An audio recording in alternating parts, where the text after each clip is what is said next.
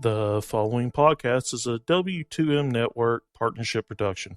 Visit W2Mnet.com for all of our other great podcasts, plus news, reviews, articles, and opinions from the worlds of wrestling, video games, football, and entertainment.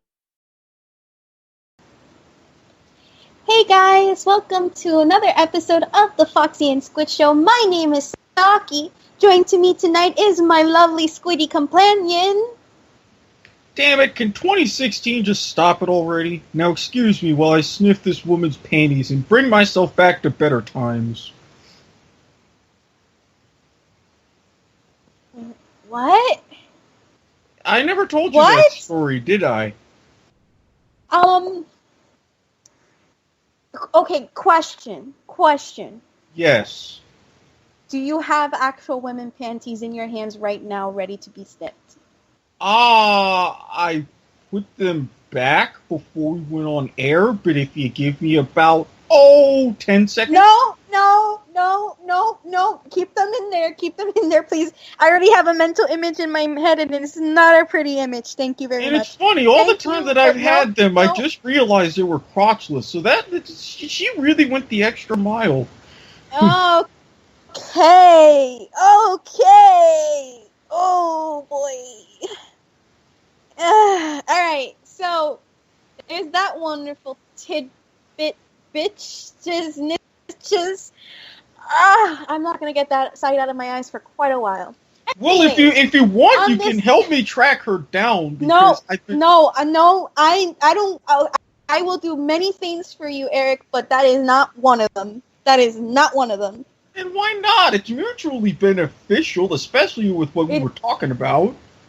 No, it is not.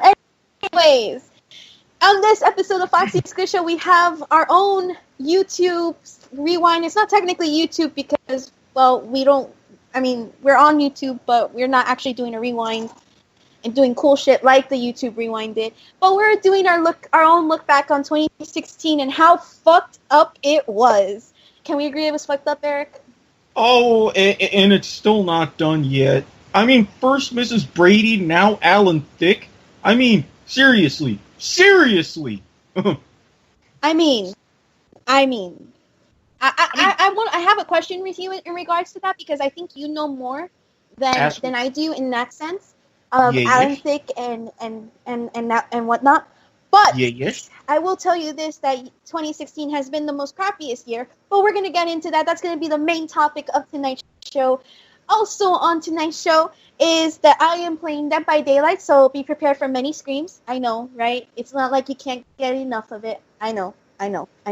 More power to us. On top of that, though, is that Dead by Daylight came out with a new update, and this time it is with a new killer and a new survivor. We are not playing the survivor because I believe he sucks. He's not my type of survivor. I'm more of Lori, which I have leveled up, by the way. I'm almost to level 30. Thank you very much. Thank you. I know, I'm awesome. Thank you. But we are going to be, hopefully we can go ahead and have a match with the new killer, which is called the Hag. If my internet survives the damage, we can try to play as her. If not, we'll just go ahead and have a match against her and do that. So, that's on today's list. Also on today's list is something called the Hamilton auditions. Yes, South Florida. We are having Hamilton auditions. And I have something to say about that. But you'll find that out later in the show. Hashtag perfect timing. Yeah, right? Okay. So, first things first. Right? I'm like making hand movements and I'm getting ready. I'm getting pumped. Right? Because 2017's coming. Thank the fuck God that we're going to get out of 2016 because 2016 sucked ass. Tell me, Eric, how was 2016 for you? What are your most memorable parts of 2016, both pop culture-wise and personally? Well, pop culture-wise, John Oliver, Adam Ruins Everything, Westworld, Lucifer. There was some very great TV shows, not to mention dating back all the way from the Super Bowl through the Cavaliers win, through the Cubs win, It was also a very memorable year of sports. Personally, though, 2016 kind of sucked balls. It did, but you said Lucifer, so you agree that that game is really good, right? Oh, I'm not talking about the Not game. game. I'm talking about the TV show. I'm not talking about the game either. I'm talking about the TV show. I'm sorry. I didn't. I am half asleep. I'm sorry. That's okay. I'm still pumping up. So the Visual show was good. Images aside, yes. Yes, that show. Oh. Yeah, I like I said, 2016. I have to give it credit. A lot of good TV. This is arguably one of the better TV seasons in about the past 3-4 years. So there's some upside. Okay. That sounds legit. I can understand that. I know what I wanted to talk about too in regards to that. I started watching The Office. British version or American version? Okay, so I'm still watching the American versions. I watched all of the British versions. Okay. The British version's a little more dirty than I thought it would be. Although it's very similar to the Office, because The Office, I believe, is based off the British, correct? Correct. So, the British is a little bit more dirty than but that's what makes the it better. Office. Yes.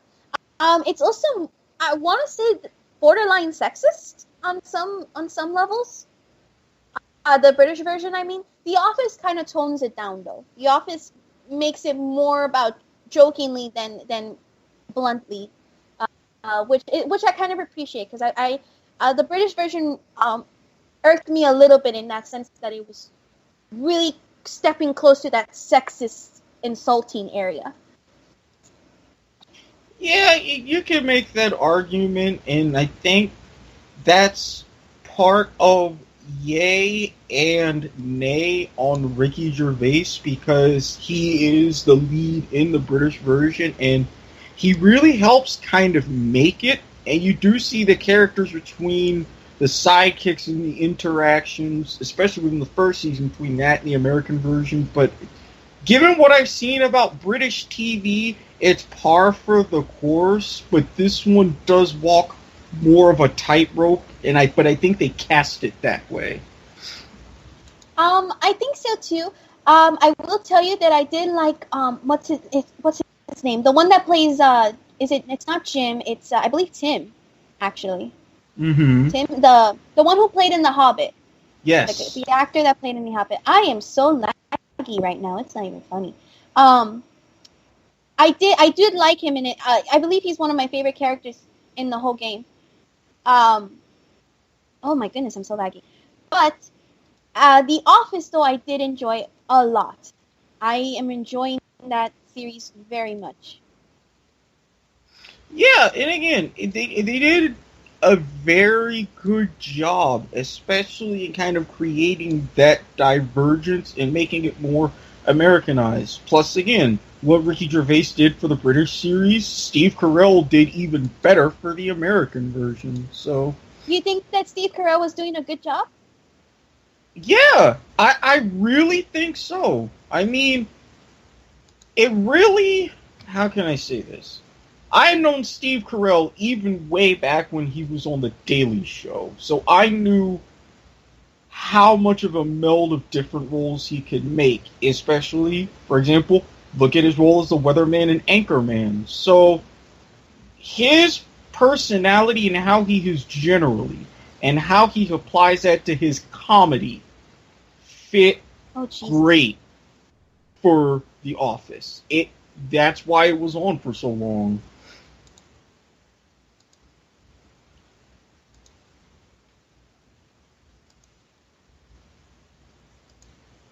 Oh my goodness, please unhook it. Why am I so laggy? Holy shit. Jesus. I am laggy as fudge-chickles. Oh my goodness.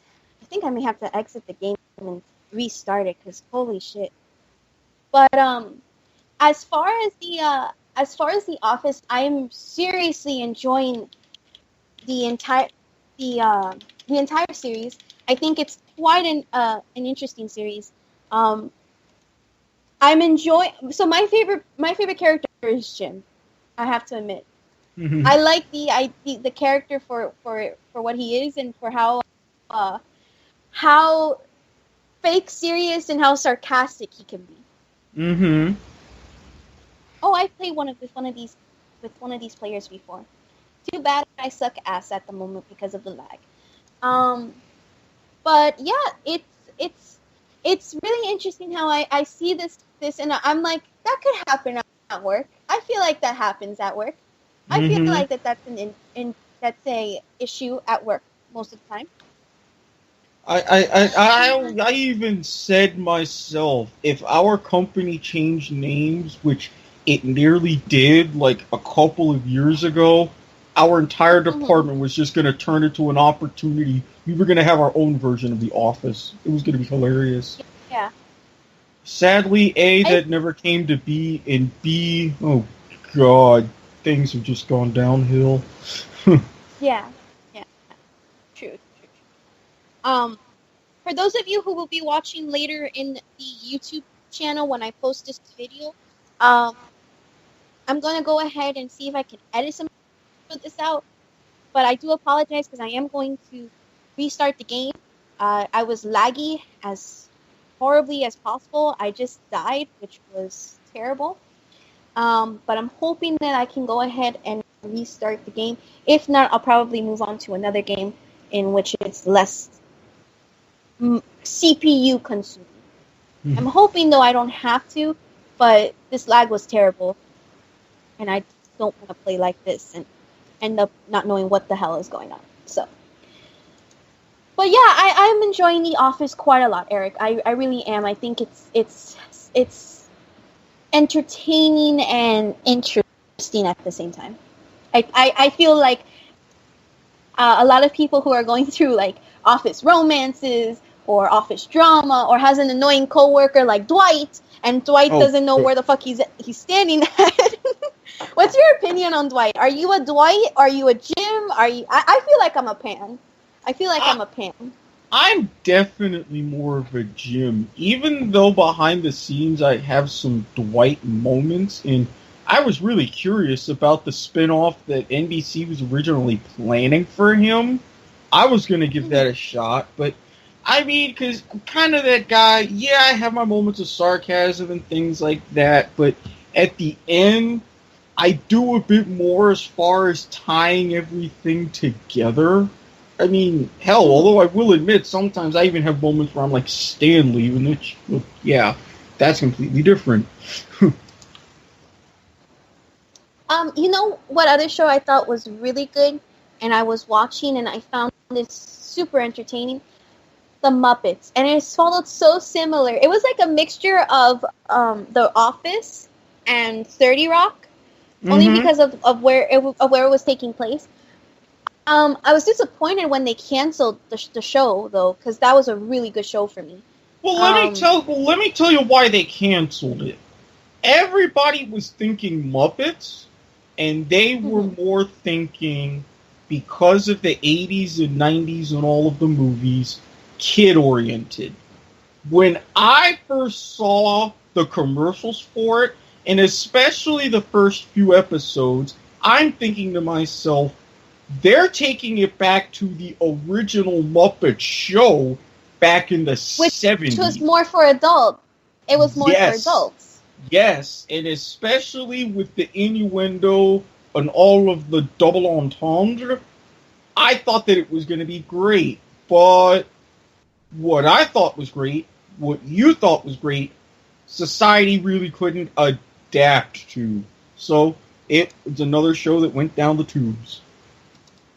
I agree. And you know what's interesting is that my professor, Leonard, he actually explained it to me that the show was meant for adults, but because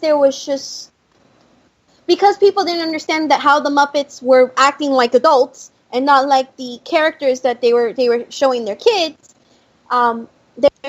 people were really confused, and like you said, it's because they were going back to the original thoughts. Now, I do enjoy like mockumentaries where they try to act like, you are giving off a documentary and you're talking almost as if you're breaking the fourth wall in a sense. Yes.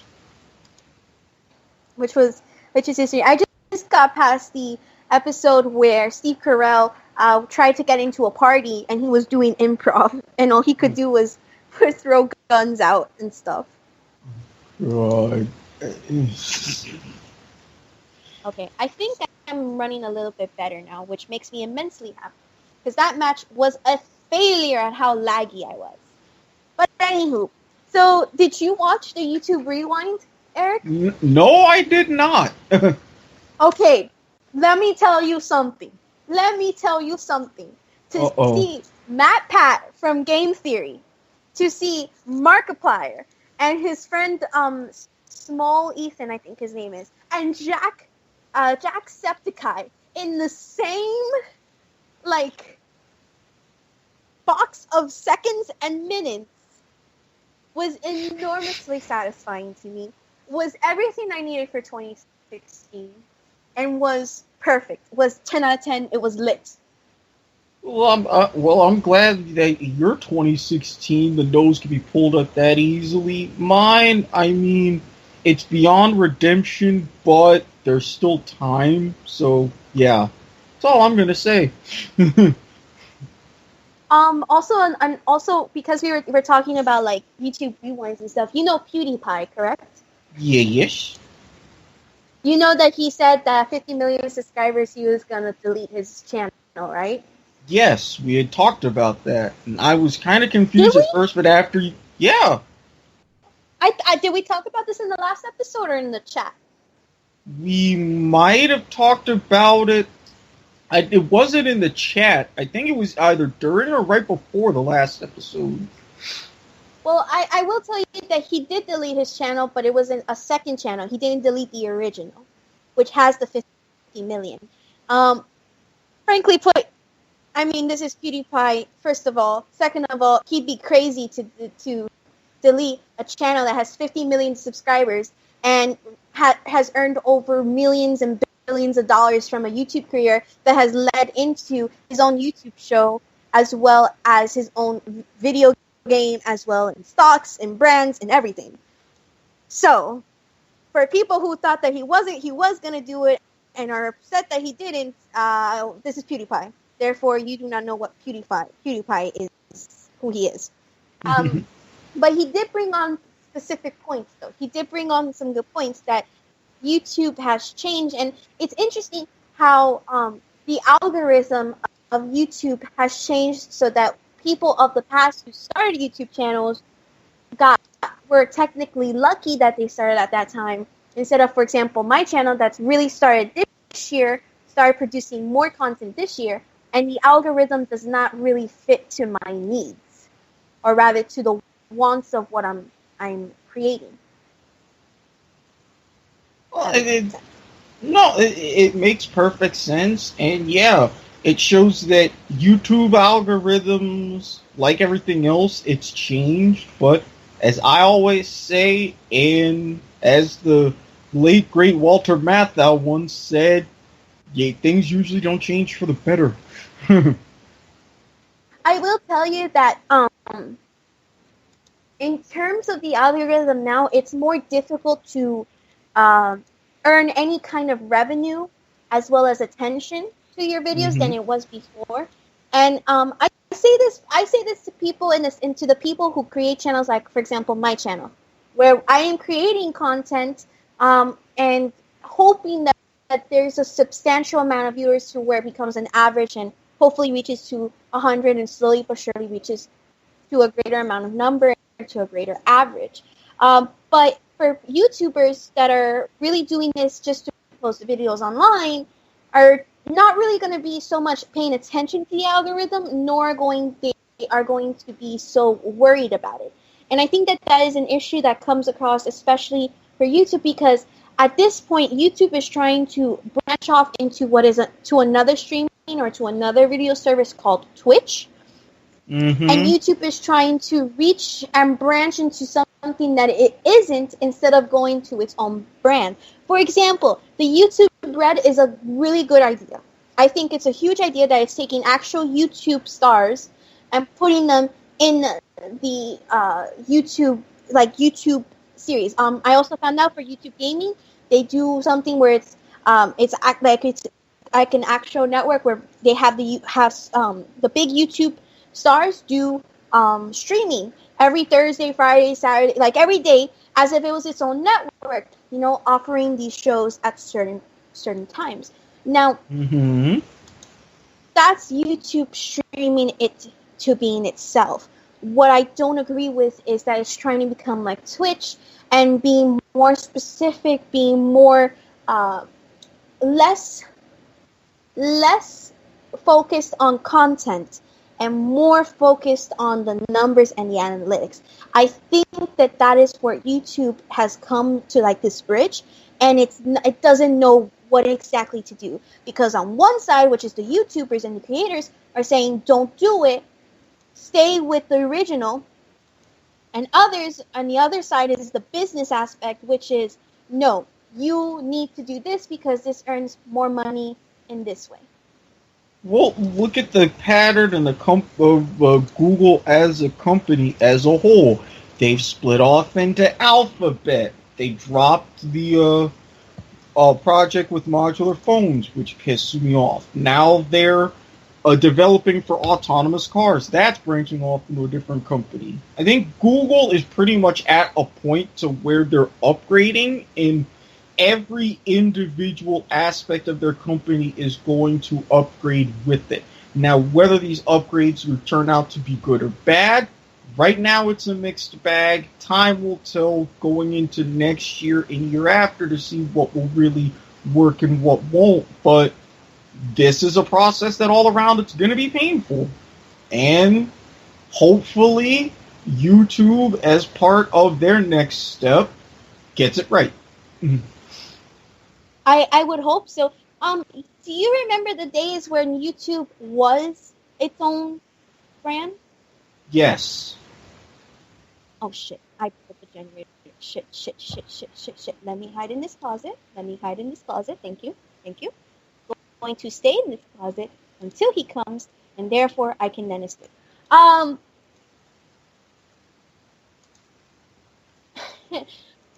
remember, and I think that is where YouTube kind of started going downhill. Obviously, it makes sense that they left that because remember that YouTube was its own brand, so therefore it didn't have to worry with worrying what the big company said, and focused on the creators themselves. Oh shit! Oh shit! Oh shit! Shit! Nope. This laggy motherfucker ain't gonna be here when you come, boy. Okay. Nope. Never mind. I'm sorry. I'm going to. Oh, hi. Bye. Oh, shit. There was like W for a minute. Oh my god, I'm lagging. Oh, okay, you killed me. Thank you. See? So That's laggy. what happened. Just so laggy. It's not even fun with it. No. No, leave me alone. God damn you, leave me. Oh, I don't. Yeah. Put that trap under me. That's floating. I see it, you motherfucker. I see you putting that trap. I see you. Are you camping me? I can't really. I hear your heartbeat. Your heartbeat is. I don't even know what to say. I'm just gonna die out of frustration and sadness. And anyways, about YouTube. Oh look, someone even got hit already. So you know what? Fuck this. I'm gonna 5% this bitch. I'm gonna do it. Let's see if the lag lets me, because shit. YouTube did not have to worry about the I'm gonna be so I'm so die. I'm so die. Yup. Right in the kisser. God damn Leos. laggy as fudge. YouTube didn't have to focus on, like, for example, the demands of people at the big name companies, nor did it have to rely much on the revenue because, like we said, this was a brand that was focused genuinely on creating content that was actually worth promoting, worth showing off, worth everything. As YouTube joined the brand Google, that's where everything I feel is when the algorithms started coming into play and started fucking every YouTuber up. Because and here comes the issues of clickbait. Here comes the issues of the watch time. Here comes all these issues that ultimately what happens is it's just the algorithm. It's just how it doesn't even become what the YouTuber is giving off content. It's just spewing out bullshit content in the hopes that it's applying to the current algorithm. Mm-hmm. And I think that's where a lot of artists, a lot of creators are drowning and are not able to do. Well, that's because once you get to pay per click, that's when the entire game changes. Because then, the more clicks you get, the more money you make. And then that goes into the algorithms and all these things. It's about, okay, not what is the best content, what generates the most clicks. Correct. So correct. as much as it's you are everything very true, changed. It's actually how the advertising is working. Like, for example, Twitter advertising is how many times the person clicks on the tweet, views it, and then that's their main priority. Then comes the priority of whether they put a like, whether they interact with the tweet. But the main priority is how many people click on that tweet, look at that tweet, and therefore are somehow doing whatever with the tweet. Then there's the issue of also where, because I've done YouTube ad revenue as well, not YouTube ad revenue, but I've done YouTube ad promoting myself just to get a sense of what is going on. I did one that was just for $20. It was a campaign that like $2 per day. It would go out and people would have to click. I noticed that people, while they did click my videos, there was very little interaction with them in terms of likes, in terms of sharing, in terms of comments. Honestly, most of the comments that I see on my YouTube pages are from, like, for example, you, Eric, another person that I promoted my tweets to. Very rare is it someone that has just come across my channel and gone ahead and really take the time to put a comment. And that is where the algorithm has changed to the point where the viewer has to click, put a like, and then leave a comment. It has to be all three. It can't be just one. The issue is like I said, who's going to take the time to put in the comment, hey, I liked your video. It was pretty awesome. And then also put the like button, because we all know that not everybody puts a like button, not because they don't like it, but because they just see the video and they move on to the next one. Mm-hmm. Exactly. And that's why the whole thing with all this, it's gotten so complicated, because it's just so multifaceted. And it's like, well, if you have to do this to have all three, why not have packages that focuses on one? Like how many likes, or like how many comments, or this and that, and kind of figure it out, okay, well, what means more? What aspect generates the most, and then sort of focus on that. So there's ways that it can be revamped. That's true. That's the YouTube algorithm topic. A little bit of the YouTube rewind. It goes a little bit back. My favorite moment. You have to watch it. Eric, that is your homework. You got to watch the YouTube rewind, because, and I'm doing this on purpose because there's someone I know, yes, I'm talking about you, Minashi, that he does not like the song Closer, which is an insult to me. Thank you very much. Because I'm just like, so baby, pull me closer to the backseat of your Rover that I know you can't afford. Bite that tattoo on your shoulder, change the sheets up, your corner of your bed. Whatever. I know up to that part. Yeah, chain smokers.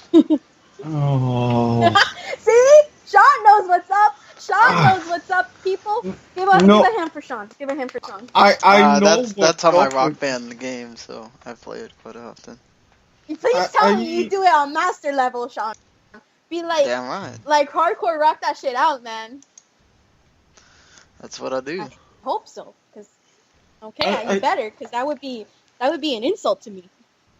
Is this what Patrick Stewart felt like when that meta facepalm meme got created? Because I'm almost doing that now, physically.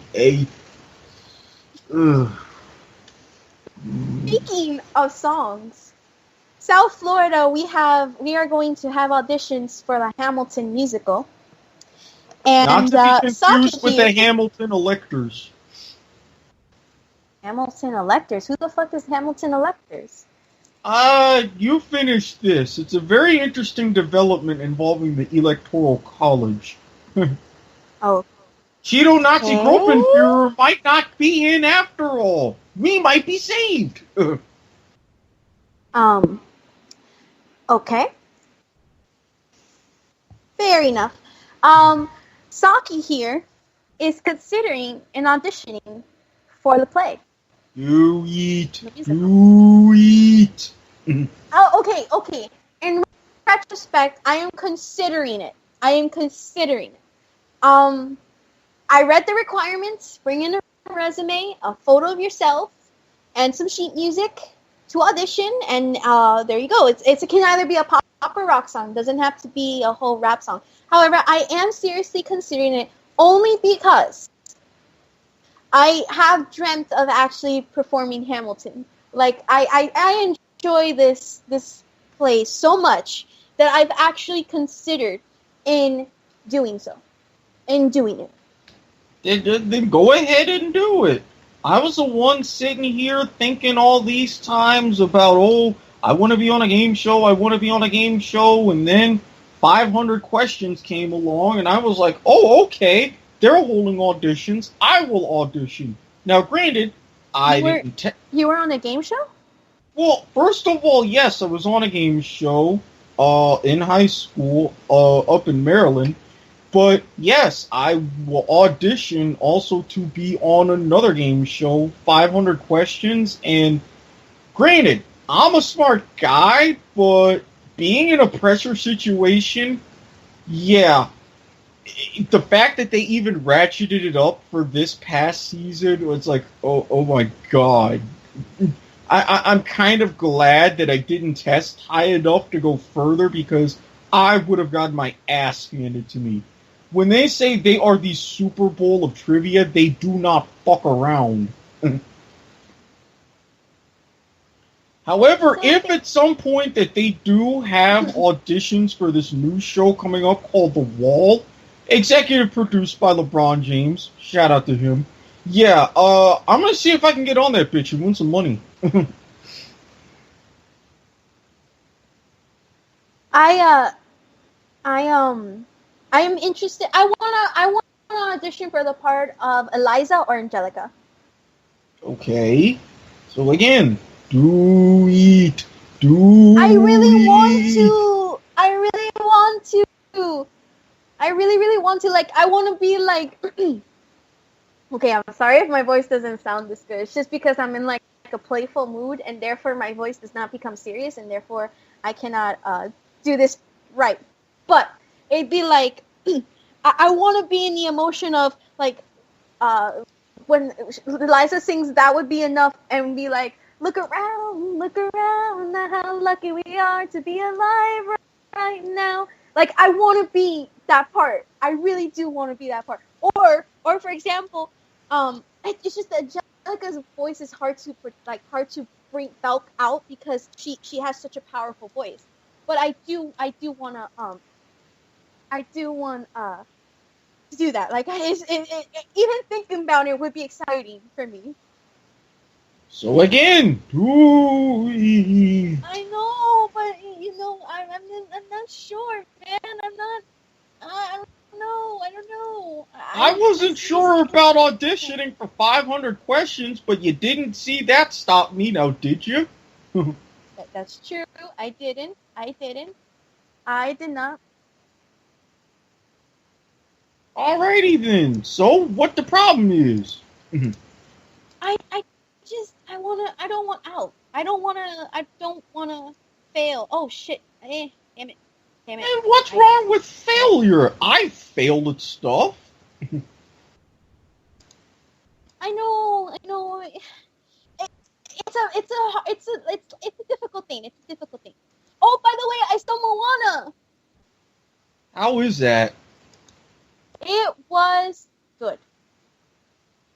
I I I did not go to the movie theaters to see it. That I'm just saying that out loud right now.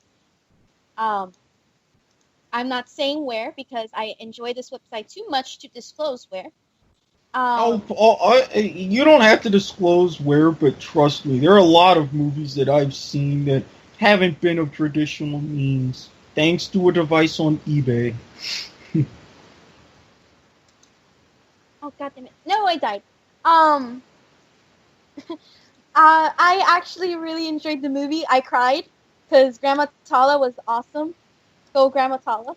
She was like saying, "I'm gonna be a manta ray when I die," and when we see her die, it's like, "Holy shit, Tala, you're gonna be a manta ray! You go, girl! You go, girl!" And then Moana's like questioning, "Oh, I don't know if I can do this. I don't know if I can do this." And Tala's like, "Hey, I can only guide you and protect you and hope for the best for you." And she's like, Moana's like, "Yes, you were so right, Grandma Tala. You were so right.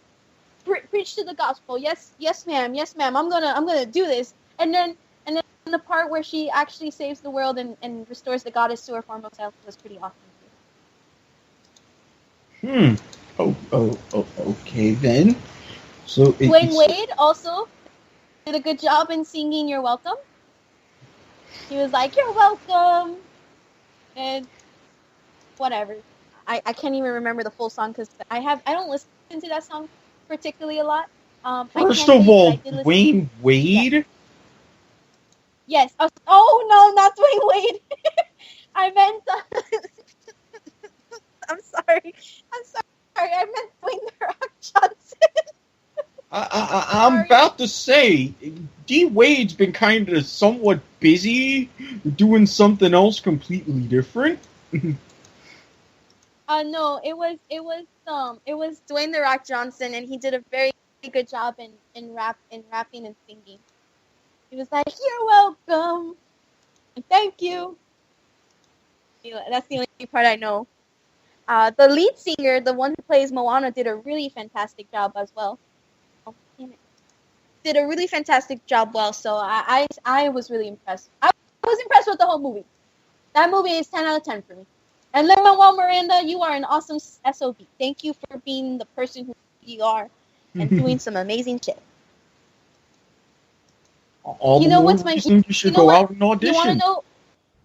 I know! I really want to! I really, really want to.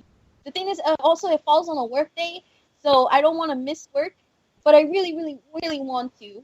Oh, in the long run, it'll be worth it. I really hope so, man.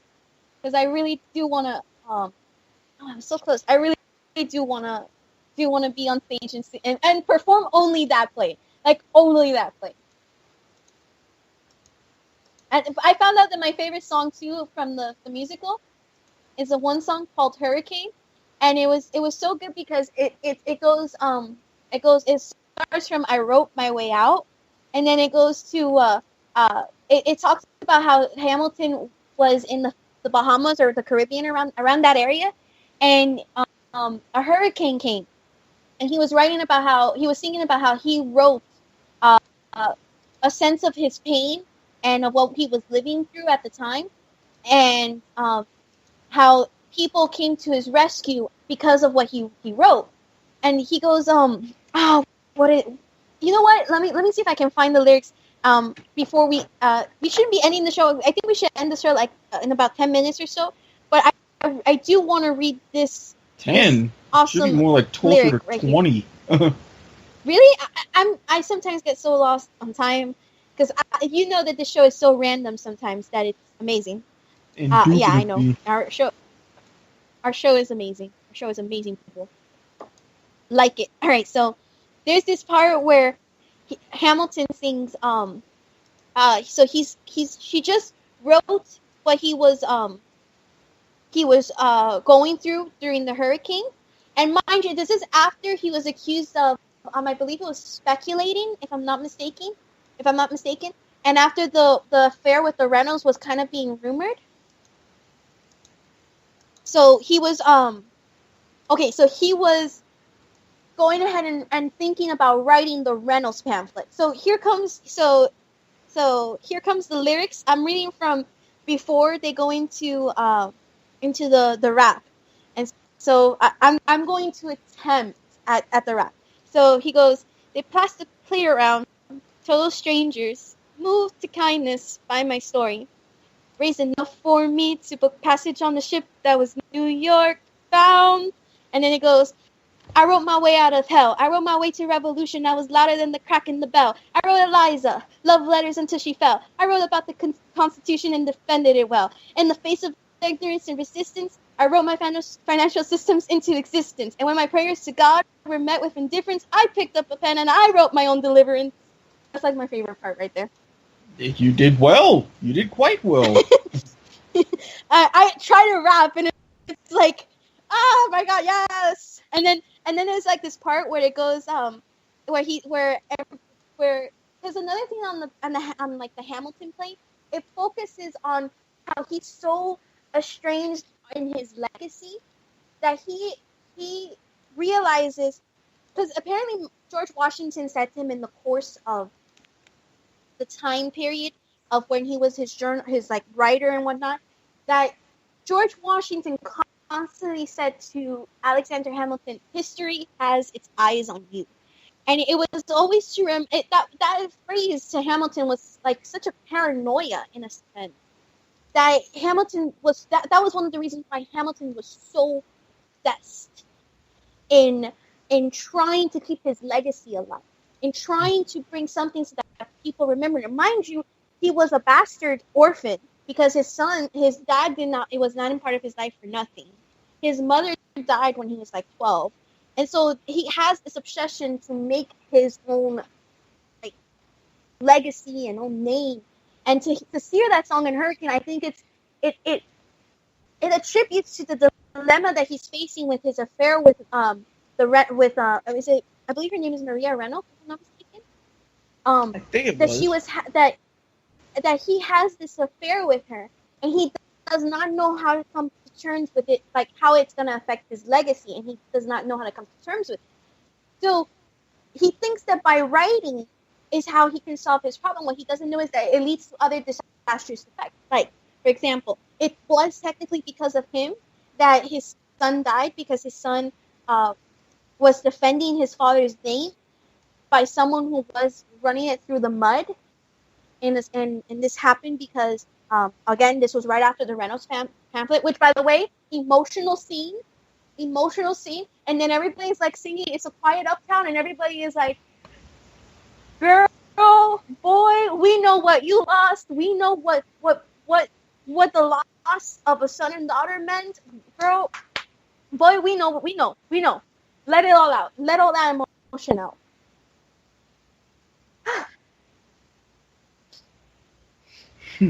I'm good.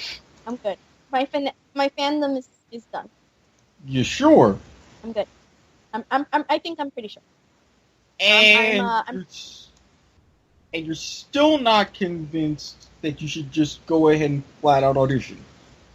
I really want to. You have no idea. Like, I am at a 50% choice right now of doing it. I really want to.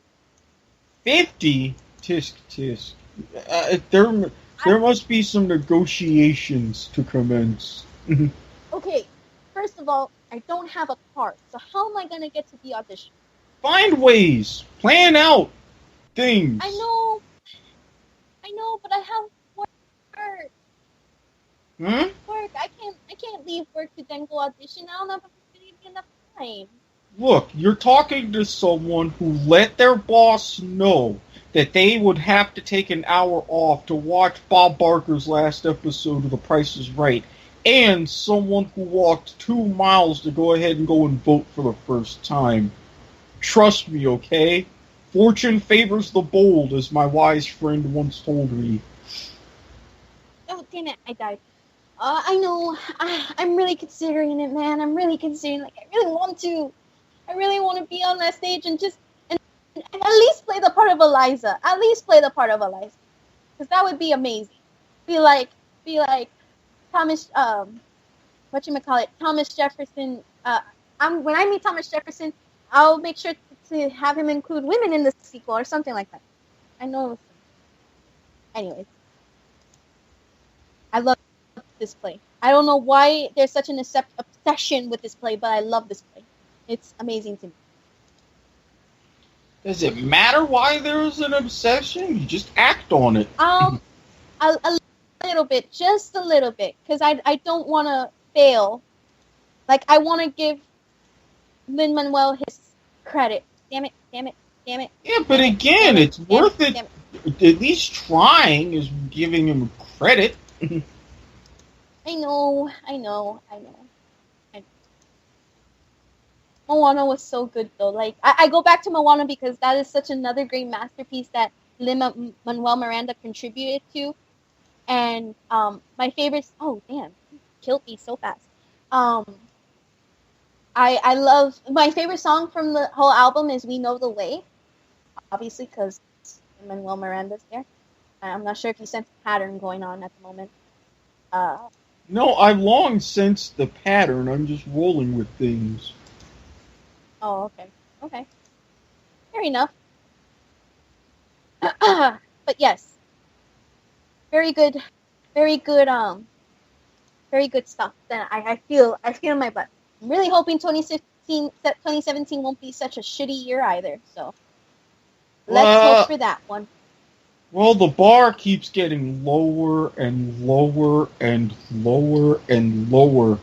Between all the different people that have died, now Alan Thicke going out in a truly Canadian fashion, and all this bullshit with my boss and my job, and yeah. Did I tell you that I was alone for 2 weeks? Yes.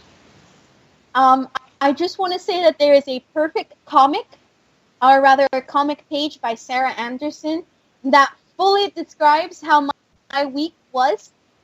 I'm not sure if you saw my Facebook, Eric. You may want to check that one out.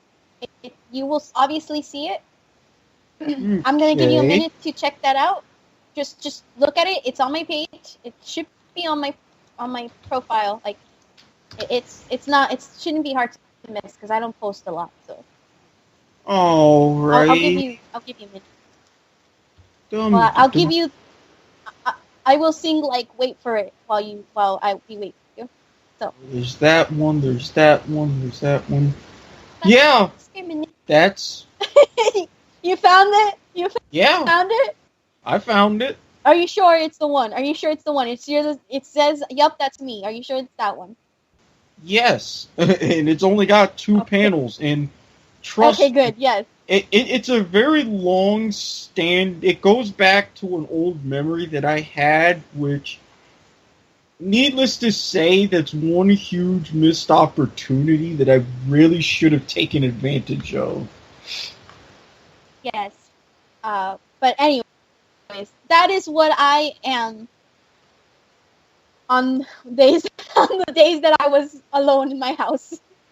I was like, fuck this shit, man. Pajamas, don't give a fuck. Let's just play video games and watch TV and... Well, I did the same thing. I had the whole weekend, the whole house to myself. I just went out, got food, and then when I was in the house, I just laid on my couch, butt naked, watching TV. Now, granted, had I known that my girlfriend at the time was only a 4-hour drive away, I could have planned it to where there would have been 2 naked people in the house for the weekend. But you live and you learn. You live and you learn. Jesus Christ. Jesus. Alrighty. So, I think I'm gonna try one more time. I changed the game, by the way, to Rumbo. BTW, thank you, Sean, for this game, because this game is, number one, it's so addicting when I do stream. It's a little easier for me to concentrate, depending on how well my mind is organized. But this game is super handy when shit like lagging issues comes on board and I can't do shit right. Or my computer can't do shit right. So yeah. Thank you again, Sean, for your awesomeness. So with that, god damn it, I keep doing that. Alright, one more. I promise. One more. What's the bet that I do this on this try? What's the bet, Eric? What's the bet? I don't know. I say you probably just randomly have a good chance. Oh god damn it, I don't! You ruined it! Then why you even ask? Okay, one more. I have a good feeling about this. One more, and it's time for our outros. Almost there. Oh god damn it, stupid. Okay, no, I'm gonna be a good gambler, and I'm not gonna do this. Yes, I want to exit. No, okay, cool. All right, so thank you so much, everybody, for watching and listening. My name is Saki. You guys can find me at Sakura_Steph309 on Twitter. Also, check out my channel where this episode and more will be posted. It is Saki Sakura at YouTube.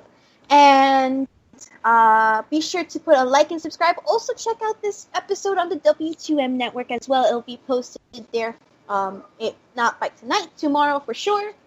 So, thank you guys so much for watching and for listening too.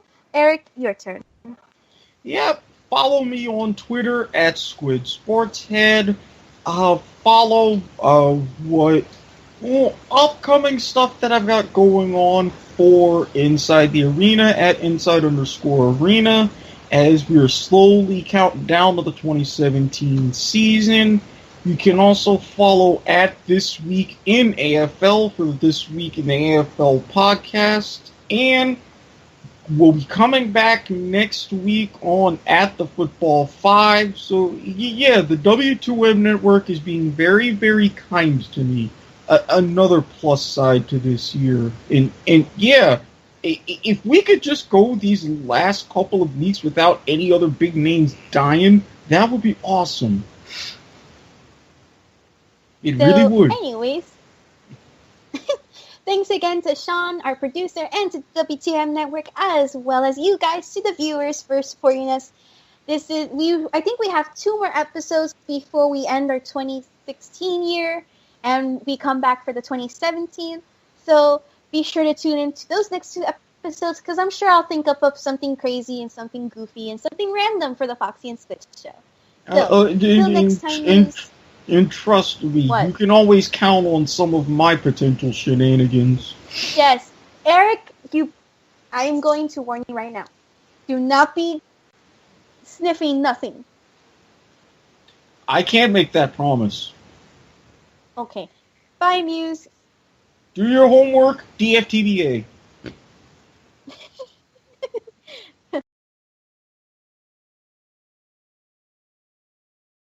The following podcast is a W2M Network partnership production.